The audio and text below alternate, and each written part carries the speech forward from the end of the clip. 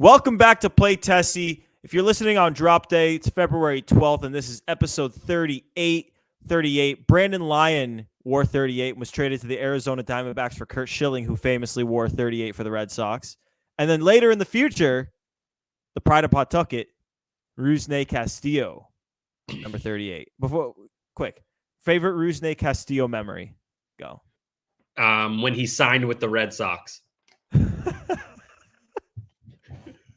What a legend, dude. Hey, when Rusney Castillo had his intro, he took his physical at Fenway and had his intro presser, and at the time, he was supposed to be this we were all so excited. This was a huge signing at the time. We were all pumped. And I was at Fenway with a few friends, and he was just there to do his, I don't even know if he had a press conference because he definitely didn't speak English. If he did it through an interpreter. He may have just done a media scrum or something, but he was right there on the field, and we took pictures with him, and I was like, oh my God, this guy's going to be the next dude. We were a year removed from winning the World Series, and we're seeing Rusney Castillo. This guy's going to push him over the top, the next Jose Abreu. Sadly not. But has a hype train ever died out quicker? Because he played, if I remember correctly, I think it was 2014 he came up in September, played a few games, put up good numbers, and then they were like, all right, you're going to start the next year in AAA. And we barely saw him after that. He came up a little bit. Did they suppress his contract by? Yes.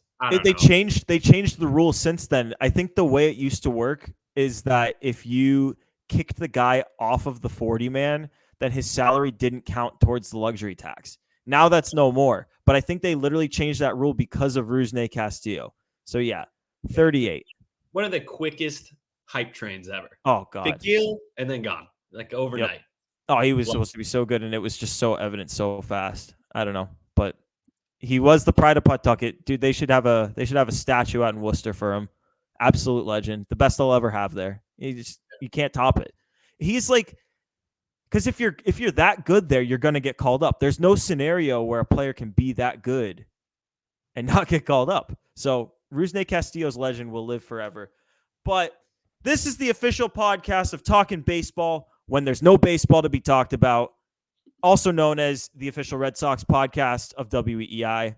But yeah, Super Bowl Sunday. We're recording this thing before the game, so we don't know the outcome. We'll get some score predictions at the end just to see if we're right, which we obviously will be. But I mean, yeah, it's Super Bowl Sunday. NBA trade deadline just passed, and the All-Star game's coming up. We're at the longest period of time without baseball that we'll have before seeing actual footage of pitchers and catchers and all that. So we'll have baseball soon, but it doesn't happen now. But you still got us. That's how awesome we are. It's freaking Super Bowl Sunday. We're here talking Sox. Well, we got to talk about Red Sox addressed a need in a big way yesterday or on Friday or Saturday. If you're listening on Monday, needed a left-handed reliever, and boy, did they go out and get one. And I'm talking about Lucas Litke and Gordo. For a little peek behind the scenes, Gordo was going nuts when they signed. Yeah. He couldn't get enough Litke. He was dropping Litke nuggets into the chat. It was a Litke day for us. I hope I'm pronouncing that. Is it Litke? It might be Lutke. Lucas Litke. All right. Well, anyway, Lucas Litke. I think it's Litke. I think you're right. I'll give some background. Folks, get fired up. Litke is 36 years old. He'll be 37 when the season starts, or he'll turn 37 right after the season starts. Last year, he had an ERA below 7.5 at 7.24, 13 innings for the Braves. But jokes aside, he was actually a pretty solid pitcher for the Yankees from 2021 to 2022. Decent reliever. Really good, actually. ERA in the mid 2.7-ish both years. I don't know. I remember watching him pitch against the Sox, lefty specialist, a guy who would definitely be better under the old rules, but minor league deal, left-handed reliever, been there, done that in the AL East, coming off a terrible year, but no risk. It's if you're signing minor league deals, whatever, man. We'll take it. Can only do good. Yeah, I mean, I don't even know what I want to say about Lucas Litke. If he bounces back, okay. Cool. Yeah. You got It's like a pitcher. If not, no harm, no foul. We got two really cool lefties, I think. Brennan Bernardino and Chris Murphy. No bias here. They do both happen to be Play Tessie alumni. But now you got Lucas Lipke as well. He's a guy. He's capable. He's been around the block. He's played on the West Coast as well. So maybe he played for the Mariners like 8 years ago. Maybe he's got the keys to beating them. Gordo, did you think about that? they literally brought him in just for the opening series to be DFA'd 4 days into the season on Netflix. On Netflix. Lucas, what do you remember about when you played for Seattle 8 years ago? Like the staff is gone. Oh man. But yeah. You seem hyped about this one. So hyped, man. Lucas Licky. I think that's our. I don't know. Have we exhausted everything Lucas Licky we can exhaust? He stunk last year. He was good 2 years ago. He was good 3 years ago. He's 37. Let's see. Good Does stuff. he have like playoff numbers? Hold on. Let's check this out. Okay, yeah. We gotta make sure. Gotta give Lucas Licky his due, his necessary due. He deserves it. He also announced the signing himself, which I appreciate it. Like it's like no, I ain't leaking it. You'll see He's a veteran. Yeah, been there, done that.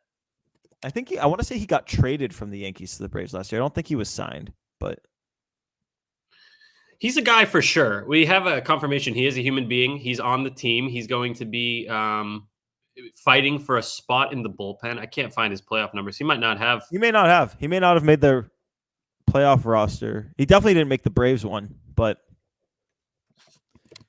let's see. This is good. This is good podcasting right here. Yeah, I don't see anything unless I'm looking in the there's no way this guy's freaking throwing a playoff inning. And career. I'm going to his career. This is we're currently building the anticipation for finding out to see if. Yeah, I don't think this dude's pitched in the postseason. This is kind of tough. Who the hell turns 37 and they've never pitched in the postseason? Couldn't be. Here's a little nugget. He pitches, like you kind of alluded to this, he dominates lefties over his career. 387 plate appearances against lefties. He's faced 287 lefties, 605 OPS. So they really don't touch him at all, which is nice. Good numbers at home, which is a good sign considering he spent a lot of his time in Yankee Stadium, which is tiny. So there you go. He's got some stuff. Let's check his numbers when he's pitching in a full count. He does not do well. Okay, so the key with Lucas Licky, don't let this guy get to a full count because batters have an 859 OPS off. Oh. Oof. And that's Lucas Licky talk for the day. Yep. That's what people. Do you think we're the only podcast who's covered Lucas Licky? At this point, I think almost certainly. I think, and I think you could fast forward multiple weeks, and we will be the only podcast that talked about Lucas Licky for more than 2 minutes, for sure. I hope he's like super impactful to the team this year and comes on the show, and then we'll be like, we were there day one. We're the lucky day oneers. But don't think we were being sarcastic about the signing because we weren't. We were excited. Extremely excited. Yeah. We'll play the tape. But speaking of day oneers, I gotta give you a little bit of credit here, Sammy. Because I want to say last week, and certainly we talked about it last episode, your Jaron Duran to San Diego Padres, who says no trade proposal. What was it? Was it just Duran for what's his face? It was Duran for Lesko, but I said the Red Sox would have Lesko. to add like a prospect to Duran just because Lesko is so highly touted. Right. So you proposed that, and then the very next day, Robert Murray goes on his stream, and Robert Murray's like, I mean, he's future Jeff Passan. Let's be real. Like this guy is as in the know as they come. I did not realize how young that guy is. I thought he's a kid. Robert Murray, that's an adult name. That's like a 45-year-old guy name. So when I saw him and he's like early 30s, I was like, what the hell? Or dude, he's younger than you. Oh my God, he's in his 20s? I don't know. He's like right around my age. I'm 27. He's probably within a year of me, give or take. He's younger than you because you're like 42, right? Yeah, I'm 43 actually. Yeah, Oh, just okay, turned. 43. 43. All right. Yeah. So whatever. Robert Murray knows his shit. Like he's great. He says the Red Sox and the Padres, he can confirm they have had talks about Jarren Duran. You could go online and like see a bunch of random people reporting a bunch of random shit, but that's the one to trust. So the talks have happened. I would think that it's more likely than not if they're going to deal a Duran, it would be for a young pitcher, potentially minor league pitcher.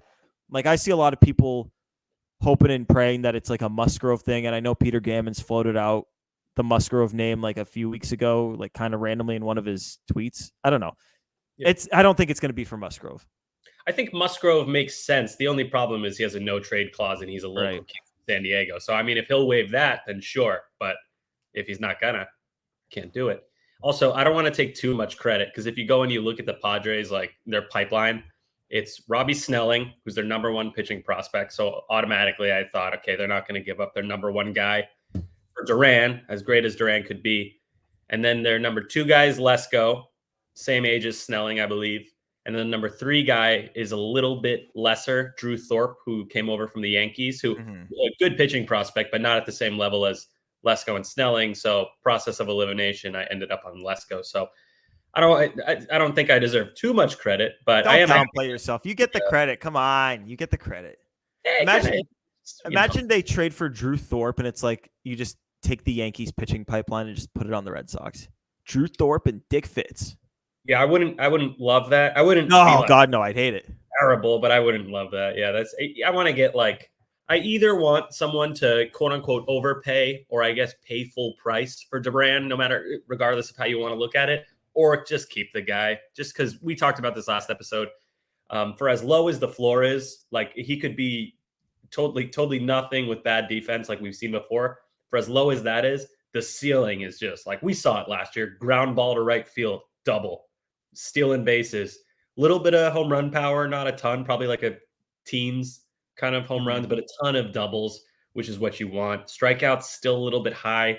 I feel like that high fastball is always going to be an issue for him. He kind of I feel like that's the book on him. That has been the book on him. But if he can lay off of that, great ball player, but that's easier said than done. So either to put a bow on it, full price for Duran or keep the guy. Yeah, I tend to agree with you there, Sammy. I love Jarren Duran. He's one of my favorite players on the team. Like my dude from last year, if he made the All-Star team, I was going. So I just the second I had something on the line, like it just makes you fall in love double. But yeah, I'm kind of there with you. Like I just need to be blown away because as much as they seem to be operating like they're not in a position to compete this year, I just don't think they're that far off. And I think that if a few things go right and they make a couple of, maybe not even a couple, maybe just one big necessary move, then maybe they could compete. Are you coming around at all on the Lesko idea? Would you be all right with that? Because I know you didn't love it at first. I wouldn't say I'm necessarily coming around on it, but there is a scenario where I'd be fine with it. Like if you trade Jarren Duran, you believe that between Cedar Rafaela and Roman Anthony, you have your center fielder of the future there. So I think it goes without saying that if they trade Duran, they believe that. But to me, it's about replacing him for this year, a year in which you can compete. Yeah. If they replaced him with Michael A. Taylor and still signed a DH, and that's like a big thing for me, like still sign a DH. Don't trade Duran, sign Michael A. Taylor and say you've added the bat. But like imagine the outfield defense there, Sammy. Like left field, left to right, Yoshida would DH in this scenario, and you would go what? Like O'Neill in left. O'Neill won a Gold Glove in left field, so I want him in left. And then Taylor in center, and what? Abreu, Rafaela in right. Yeah. So okay, I was gonna ask if Duran is traded, would you'd rather them sign Michael A. Taylor in lieu of just giving the job to Rafaela? Because I think I'd be fine with like, and we discussed this, just you and I. We talked about this in private, but I feel like even if Rafaela doesn't hit, I'm fine with him being the center fielder and just kind of developing at the major league level. I know we think they can contend this year, and they can, technically if everything goes right. But yeah, I don't know. Michael A. Taylor is also a lot older than I thought he was. He's 33 in a few days. So Wow. yeah, and but to be fair, 21 home runs last year, career high, 13 stolen bases too, and he's playing great defense in center field. Won a Gold Glove in 2021. So it's like, I thought I was gonna sneeze. I'm not gonna sneeze. oh, okay. I thought I was gonna sneeze. No. God, What a that legend. totally made me lose my train of thought. Oh, okay. To your point about just entrusting Rafaela, if the Red Sox are completely tanking the season, then by all means entrust Rafaela. I don't think they need to do that. And then the option that I would pick is you sign whoever the best player is that you can get to a 1-year deal, and it doesn't even need to be a center fielder because I would trust Tyler O'Neill to play at Fenway Park center field. I don't think I would trust Wilyer Abreu to play there full time or even close to full time, but I would trust Tyler O'Neill with maybe some sprinkled in Rafaela. If you sign Duvall, you can sprinkle him in there. Like, it doesn't need to be perfect, but like, for the sake of argument, let's say Michael A. Taylor, you get him on a 1-year deal. Like, if they trade Duran, that's the guy who I would like. So I'm just going to pretend that that's the scenario. 1-year deal, you trade him at the deadline if the team isn't good. And Rafaela has then 2 months with that job fully his to prove himself, to develop whatever you need to see from him to know if he's your guy in 2025. Like, you don't need to give him the full year. And to be honest with you, you could start him out in AAA similarly to how they started Duran down there last year. And situations arise. Like, guys get hurt. Like, he's going to come up at some point. Like, it's not like if you sign guys, he's just going to be in AAA until August when you trade guys. Like, he'll come up. Yeah. All right. So follow-up question. You said that you would think about Michael A. Taylor because you want the Red Sox to compete in 2024, even if they do trade Jarren Duran. So my question to you is, who bats first if you trade Duran? And I got an idea, but I want to hear who you are going to say. God. I mean, that's honestly my biggest beef with the idea of trading Duran is because they already don't have a 3-hitter. Right now, Trevor Story is not a 3-hitter. The dude had an OPS in the 500s last year. Like, he's not a 3-hitter. He's going to be your number 3 hitter, Gordo. They don't think they need one. Justin Turner. Yeah, let him go. We'll see how that turns out. So who's going to be first then? If you traded Duran, let's say they get Michael A. Taylor. He's the replacement. And I don't think that Michael A. Taylor is an option to bat first. 720 OPS guy. 130 strikeouts. Oh, God. 130 strikeouts in 155 plate appearances for Michael A. Taylor. Dude, is it literally Vaughn Grissom? Is it Grissom? Yeah, that's who I'm thinking. Because you have to, excuse me, you have to think you're going Devers too. So you got Grissom, Devers, probably Story third, which we both don't love. But as much as we believe he'll bounce back, it's just not an ideal place to put him to start. So Grissom, Devers, Story, Casas, and then you figure out the rest. But it's not great. That's still better than most teams, I would say.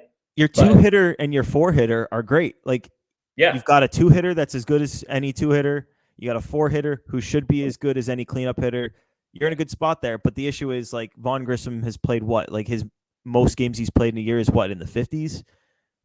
We could look that up to verify, but it's not very much. And he didn't play very much last year. I know he had great numbers in AAA, but as we've seen, like Bobby Dahlbeck had great numbers in AAA. Vaughn Grissom has played 64 major league games in 2 years. So okay, that would be your leadoff hitter, which is so unbelievable on brand for the Red Sox over the last 3 years. Oh, we have not had a leadoff hitter. We never have leadoff hitters. Not even not having a leadoff hitter, but just putting guys in spots that they've never had to deal with before en masse, like in a big way. I'm fine if, you have a good team and, hey, we want to give the number 8 or 9 hole in the lineup and the center field job to Ceddanne Rafaela. We're not sure if he can handle it, but, we got a good lineup around him, a good pitching staff, a good bullpen. The defense is good. If he falters, we can handle it.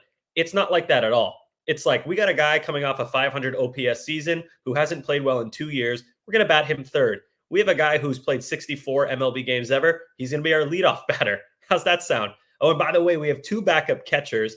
We have the second worst defensive third baseman in the league. Like, we just got guys doing stuff that they can't, like, they haven't done. Oh, Wilyer Abreu, He's your starting outfielder. He's never done it before. And this is not to say we don't believe in these guys. It's just that's a lot to ask of. Well, Guys go through who've the never whole done it. thing. Go And through then the whole thing. and then we have, if you trade Kenley Jansen, oh my God, just keeps going. Then you got to have a brand new closer who probably doesn't have closing experience. You have there was another one I was gonna say. Oh, your fifth starter. We don't Yeah. have Oh a my fifth God. starter Yeah. currently. It's gonna be As something. good as the reports so far have been on Houck and Whitlock. It's just hard when we've like seen, and I'm like a big Whitlock truther, but it's hard to put trust in these guys when we've seen over a year of data on them and it just hasn't been that great. But like you mix all that together, like I can take question marks if the middle of your order is like beefed up, but like look at the other outfield positions. Like Tyler O'Neill is going to start for you, and like I really like Tyler O'Neill, but he's another guy who it's like you It's get just to have 2 or 3 maybe question marks, and the rest has to be certain. Right now, it's like they have 8 question marks and 2 are certain. Like it's crazy. Here, let's go up and down the lineup. We'll do the full thing. Catcher, you go got position by position by position, two guys who are decent, but both profile as a backup, right? and certainly don't hit. Yep, neither of them hit very well. I think Wong is the perfect backup catcher. Oh, But yeah. they have two backup and Reese is too. Decent defense, bats left-handed. That's another guy. Good backup catcher. Sure. Two of those. First base, we're set with Casas. Grissom, switching from short to second. I think he can make that switch, but he's a starting second baseman the first time in his career. That's a question mark. And he hasn't. You haven't given him. He hasn't had a full season of at bats before. Like these guys when they first come up and they first have what their first 100, 200, 300 appearances. Like we've seen the ups and Grissom's had downs of kids. 216 at bats in the majors ever. And Right. that's your starting second baseman and leadoff man if Duran goes. And those guys go up and down. Like he's going to have his highs, but he's going to have his lows because pitchers make adjustments, and then it's going to be up to him to adjust. We've seen this song and dance. We saw it. Even like we call Casas a sure bet, but we saw it with him last year in his rookie season. Like, oh yeah, he was like the worst hitter in baseball for a month before he figured it out. He was awful. Thank God he figured it out. But yeah. All right. So moving down now, we got shortstop Trevor Story. We just discussed coming off a 52 OPS plus season. Hasn't had a full, solid, productive season since 2021. And if you remember, people were saying that's a down year for Story. If he repeated his 2021 in 2024, we would be thrilled. He had an 801 OPS that year, 24 home runs, 20 stolen bases, and then his usual good defense. That would be huge. I would gladly take that. Wouldn't you? That's the thing, Sammy, is when people talk about the Trevor Story bounce back, and this is why I have such a problem with him hitting third. When people talk about the bounce back, they're saying let him play as good a defense as he played last year, but just have league average offensive production, which by all means would be a really, really productive season. It's just not the 3-hitter. Like you don't have a league average bat in the 3-hole. You just don't do it. You can't have it. So that 2021 season, he was a league average bat, 102 OPS plus, so 2% better than average. Still a 2020 guy with good defense, 34 doubles, 5 triples. So that's almost 40 extra base hits. That's good. That's a good. I'll take that, but that's not who I want batting third. I agree with you. Yeah. You can get away with it though with Devers and Casas, but the problem is the lineup kind of falls off. Well, we'll go over it. All right. Third base, Devers, you're going to get elite offense, bottom of the barrel defense. Not much to go over there. Left field, Yoshida, bad defense. We hope he can hit for a full season. Yeah, we'll see. I think he can, but you don't know. Yep. You don't know. It's another you don't know. Otherwise, we'd be talking about him potentially being in the top half of this. I mean, he's probably going to be in the top half, but we'd be talking about him as a potential 2-hitter. Like he was hitting 2, 3, 4 a lot last year. Yeah. Yeah. Center field, Duran. I think he's a huge question mark. We don't know which version we're going to get. High ceiling, low floor. We've talked about it ad nauseum. The defense, it looked okay. It was fine. Not a plus, but not a minus. It got better. It's like on the upswing, so maybe there's room for more growth. Like we'll see, he's an athlete, so there's always room for growth there. So question mark. Definitely question mark. Yep, right field, you got Wilyer Abreu, prospect. That's a question mark in general. He's never done it for a full season, though he looked good in his cup of coffee in 2023. And O'Neill, who is a massive, massive injury risk with high upside, but another guy with a very low floor. That's like 6 of 9 positions have major question marks. Who's Like, the third who's the third besides Devers and Casas that you didn't include actually, in the major question mark? Is it that's Yoshida? 7 of 9 are question marks. Jesus Christ. Yoshida might be the third least question marky, and even he is very question marky because of those last 2 months. He just didn't hit.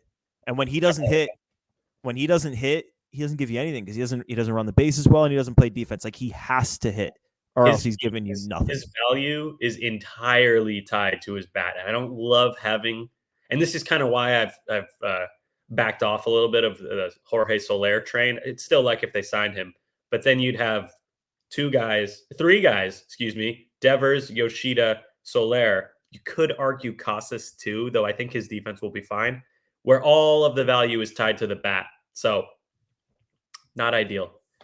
Then you have the rotation. You have Brian Bayo, who he's a gentle question mark. He had a decent season last year. He wasn't amazing. He had some really good stretches, but overall he pitched kind of like a number 4 starter. Give him a little. Maybe if you look at the overall numbers, but for the majority of the season he was pitching like a 2 or 3, and then it's like the end of the season kind of tanked it. I feel like if he's healthy, you can kind of pencil him in like for a guaranteed 3 with the upside for more, but I mean, obviously, health of a young pitcher, like, we have no idea. These guys, like, young pitchers go down, elbow injuries, like, you see it all the time. So you really can't count on anything from pretty much any pitcher. Yeah, he's a kid too. Like, he's literally a kid. So, Giolito, we don't really have to question mark. Yeah, coming off the worst season of his career, or one of them. 48 home runs he gave up last year, which was the most in Major League Baseball by a good amount. So, welcome to Fenway Park. Hell yeah. That's where he will call home. Who's the number 3 star? Nick Pivetta split the season between the bullpen and the rotation. We have high hopes, but no one has been more up and down than Pivetta. Like, people like to refer to Pivetta as a guarantee of sorts, and you can because he's going to guarantee you innings, but he's not a guaranteed success. Yeah, no way. We've seen the ups and downs with him more than I think any Red Sox pitcher since like Clay Buchholz. Like, yeah, like it's not quite as like. Clay Buchholz' highs were higher, and his lows may. No. Pivetta's lows are pretty low. That was like hard to watch at points last year. But yeah, regardless, massive question mark. But Pivetta, one of the biggest question marks they have. But again, huge ceiling. We've seen it, especially with the new pitch, Whirly Bird. He gets a new pitch and everyone is sold. He'll be a guaranteed success. It's funny, but big question mark. Cutter Crawford, moving along. Question mark. Like, I really like him, but yeah. Yep. Not really. Just got to hope another step forward. Hopefully he can eat more innings than he did last year, but you don't know that. There's nothing to indicate necessarily that he's going to, so you just got to hope. Yep. And then the most egregious, with all things considered, how the last 2 seasons have gone, especially 2023, where you had a 3-man rotation for the last 2 months of the season. Somehow, the Red Sox, with less than a week to go until pitchers and catchers report, do not have a 5th starter. Instead, they are picking from a medley of, you guessed it, question marks. You have Tanner Houck, Garrett Whitlock, Cooper Criswell, Josh Winkowski. It's Houck and Whitlock, and it's insane. It's insane to me. How do you watch last season and then go, we only need one guy? We were talking about if they need 3 starters. Instead, they lose Sale, they lose Paxton, and they bring back Giolito. And so far, that's it. I'm praying that they add another one, but we're getting pretty close to crunch time here, buddy. Do you remember last spring training? They came into camp with like 5 or 6 starters, and then they were, I think, the most intriguing spring training outings last year from a pitching standpoint were when you saw Cutter Crawford throw, when you saw Josh Winkowski throw, when you saw the trio of Brian Mata, Brandon Walter, Chris Murphy. Like, kind of the 5 of those guys were seen as your starting pitching depth beyond the guys that you had, because Whitlock and Houck were kind of penciled into the rotation. And we thought and Winkowski was thrown right into the bullpen, never got a chance to start really, except for like he opened once. That wasn't really a start. But Cutter, like, we all thought Cutter was destined for AAA, maybe gets a spot in the bullpen. Instead, he's thrown into the rotation pretty much instantly because of what Paxton missed the start of the year, Bale missed the start of the year, Whitlock missed the start of the year. That's the issue, Sammy, is if how can Whitlock are your like what 7, 8, or 6 and 7 starters, then it's like they'll get their chance. You build them up, and we've seen spring training. Like all it takes is one little blip in the radar for any of these starting pitchers to not be ready for opening day. Like they'll get their opportunity, just like Jared Duran got his opportunity to play center field last year. Yeah. Like these guys will have opportunities to start. You don't have to open up a rotation spot for them to give them their chance, which is why I still have hope and wish that they get another starter. And like, I don't know, like I've been saying I think they will, and I don't know. I guess that hope might be waning a little bit just because pitchers and catchers are reporting, and even as they report, more and more are falling off the board. It's just of every team in Major League Baseball, I feel like the Red Sox are the last one equipped to go into spring training, let alone the friggin' regular season, without signing 2 starting. It's just crazy to me. We were talking about, like I just said, some of us thought we needed 3 in Boston, 3 starting pitchers in Boston to feel good about it. They've gotten 1. And who's left? You got Snell and Montgomery. Snell's not going to happen. No shot. Montgomery, I still think there's a chance he comes here. That's my guy. I'm hoping and praying that he comes to Boston. That changes everything. After Rob's report, and Rob Bradfo tweeted that the Rangers have not had recent conversations with Montgomery due to the price, and that report, like I've reason to believe that report is accurate.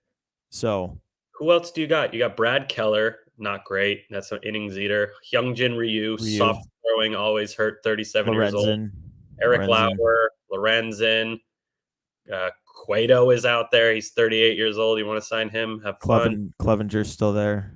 Clevenger, technically Julio Urias, but he's got some off the field concerns. Woodruff's not healthy until next year. Zach Greinke's 40. Did he retire? No, he's trying to get his 3,000 K. He's coming back. Okay. No, thank you. That would be like like the 100th year anniversary Fenway Park. Like if they brought Zach Greinke, it's like, hey, we got the 04 boys, and we got Zach Greinke chasing 3,000. Let's go. Woohoo! Scott Alexander is more of a reliever. Oh my God! Yeah, they're running. It's trade. If it's to me, just based off of the little amount that we've heard, like the only thing outside of Monty, and like we've basically heard Snell is not happening. We've heard plenty of Monty smoke, but outside of that, the only smoke with any of those free agents we've heard was that one Bradford report that said Clevenger wanted to pitch for the Red Sox. Didn't say anything beyond that. Didn't say if the Red Sox had interest. Just said that. I personally think that it's either Monty or a trade.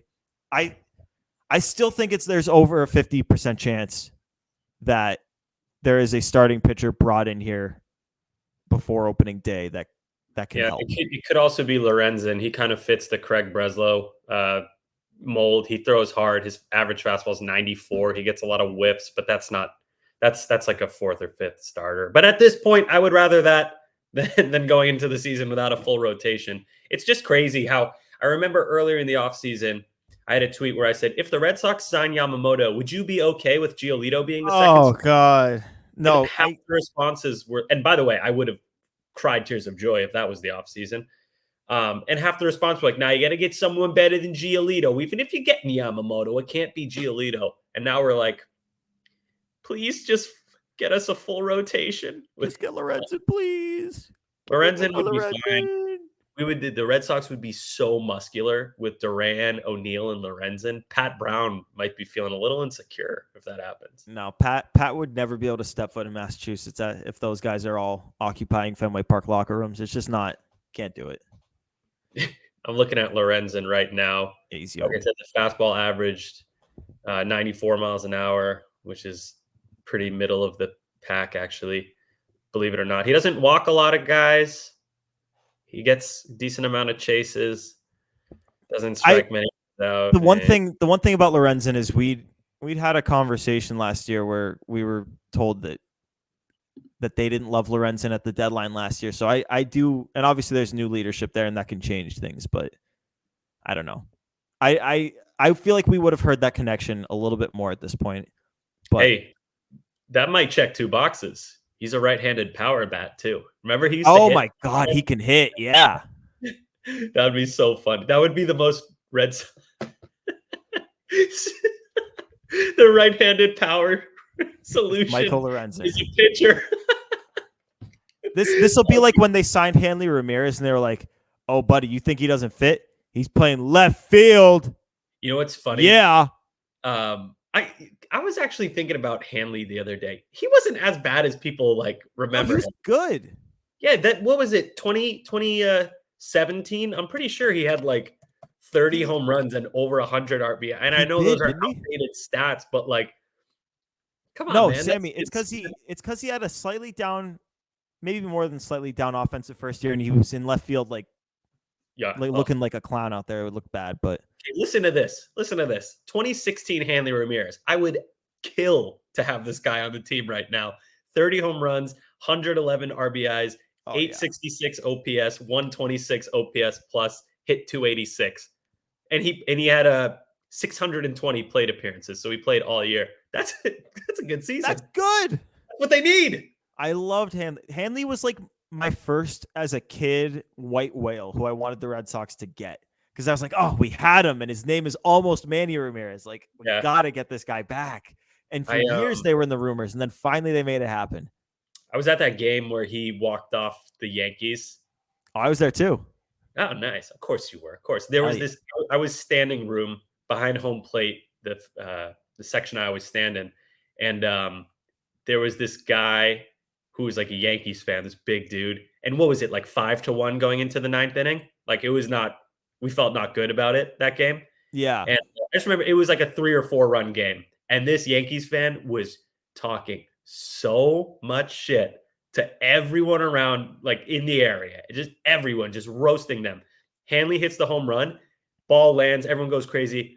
I see the Yankees fan literally sprinting out of Fenway, going down the stairs. He didn't even stay to get it back. He ran, and my friend was like, "Look, he's running, and the guy just ran, and he was a big dude too, like big tough guy, and he just Hanley sent him out of the building. It was great. I was there with my buddy and both of our dads. And the dads both left after like the 8th or something, maybe after the 7th, because it was just like dads.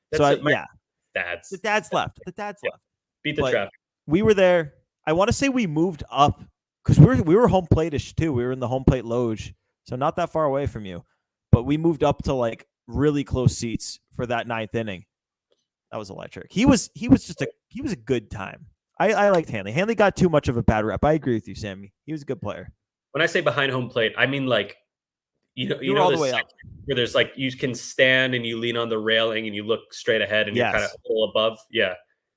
Sections 19 through 22, I believe, ish area, if I remember correctly. Sorry, I forgot. I'm supposed to boycott Fenway. I'm not supposed to be talking. Whoops, my bad, everyone. But yeah. Anyway, Hanley question Litke. Yeah, Licky. That's what I was going to ask you. Is Licky? Yeah. You want to do like another hour about Lucas Litke? Yeah. Cool. No. Before I transition us to enough said, if you're listening to this now, Super Bowl's over. We don't know who won, but you do. Do you consider the Super Bowl ending to be the start of baseball season? I don't. Everyone else says it. I'll probably tweet it, but I won't believe it. No, because No, baseball doesn't start until the end of March, April. Spring training. I have a take. Spring training games after like the first 2 innings are so boring because nobody's trying. You're just seeing pitchers throw fastballs, so it's like you don't even know if what you're seeing is real. So you're kind of like I'll watch the first few spring training games, but then after that, I kind of just want to see the starters, and then I'll catch the top prospect at bats later on. I just can't. It's hard for me to get into spring training. It's so slow. Yeah. It's so chill. It's chill, I should say. It's like too chill. That's how I watch it. We usually know the schedule of pitchers ahead of time. Yeah. So I'll watch basically as long as we have Red Sox pitchers actually, like real Red Sox pitchers throwing. Like once we see like these guys who I've never heard of, at that point I'm kind of out. But if the prospects are getting at bats, like I'll keep an eye on the phone. I'll turn it back on. Like it's always flexible. I don't have to. I can turn on for the 7th if Marcelo's getting in the 7th. For sure. I get like super excited for the first 2 games. I'm like, let's go, baseball's back. And then after Yeah. that, I'm like, all right, I'm ready for the real thing now. That was cool to see the guys like, ooh, so and so has a new batting stance. Look at that. They move their hands. Shit like that. Like I like for a little bit, but then I'm jonesing It's to way watch. too long. It is way too long. And I get Yeah. why it needs to be for like the pitchers and stuff. Like, don't get me wrong, I get it, but and don't take this to me. And I want it televised. Give me as Same. many of these games televised as possible. For the love of God, I hate when there's these games on and you can't even watch it if you want to. But it's way too long. And it is weird though. Think about it. Baseball does start like real baseball. Opening day is next month. Like you can say that. That's the thing. Yeah, I'm excited. You get out there and lose 85. I mean, get out there and play your hardest. It'll be great. Oh Go God. Do you have any enough said, Sammy? Oh God. God. Yeah, don't you want to do our to see if we're right? Oh, Well, we can't yes. change these because we're doing it before the game and we're releasing after. Yes. Okay, I'm gonna go. So I want San Francisco to win, but I think Kansas City's gonna win the boring dynasty sequel to the Brady Belichick dynasty. This is the Mahomes Reed.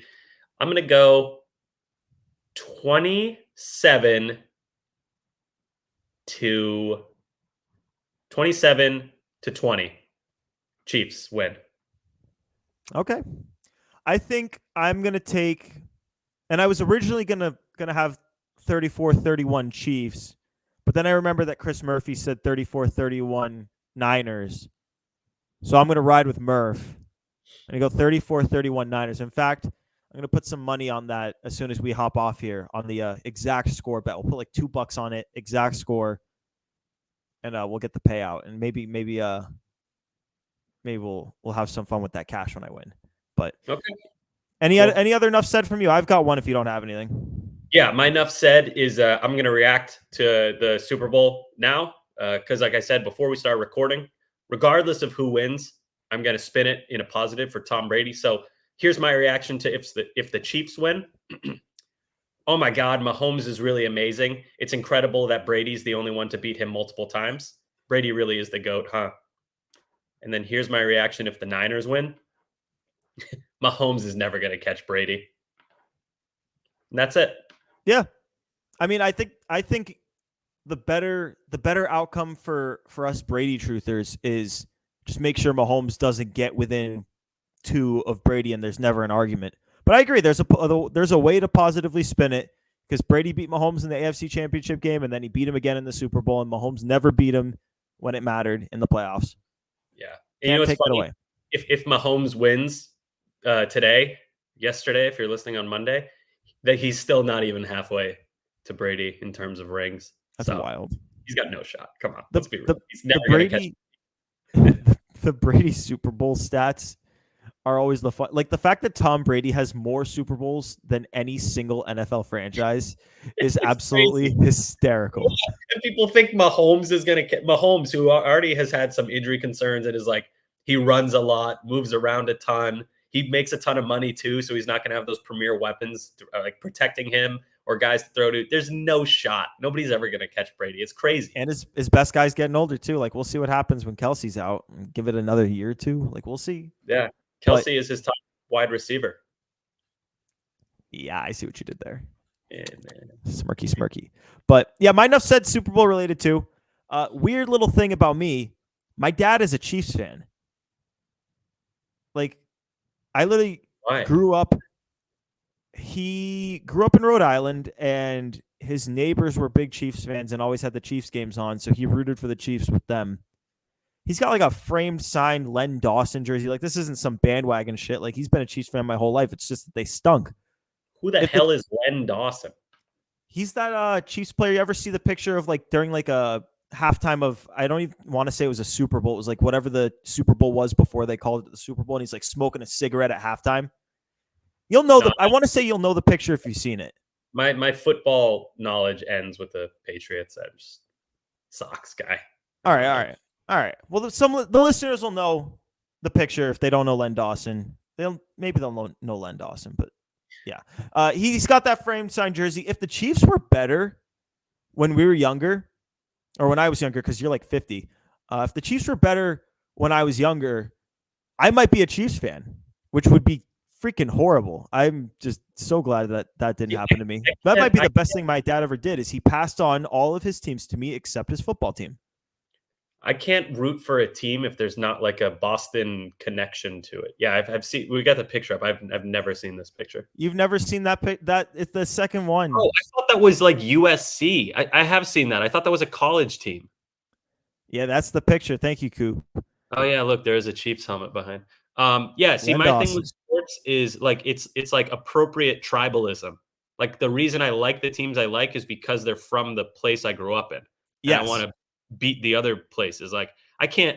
I've never been to Kansas City. I'll probably never go to Kansas City. I can't make myself give a shit about any team from Kansas City or any other place that's not New England, just because it's like I don't have that connection. It's not my region, you know. So I can't. Yeah. Yeah, I don't get people who like grow up here, not like who just like root for like Green Bay. Like, why? You been to Green Bay? What? I get it. Like if like it runs in your family or something, but like I've got people who I've got friends who root for college teams of colleges that none of their family went to that school and they didn't go to that school or they were even rejected from the school, and we always used to shit on them for that. And I just it's you got to have the allegiance, but Yeah, I have a friend who's like a diehard Michigan State fan because he got an acceptance letter from them, but didn't go to them.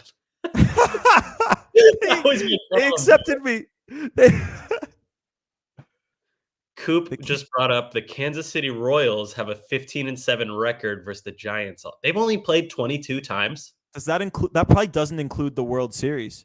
Yeah, that's true. That's true. Which the Giants, well, that would just add 4 to the Giants and 1 or in 3 to the Royals.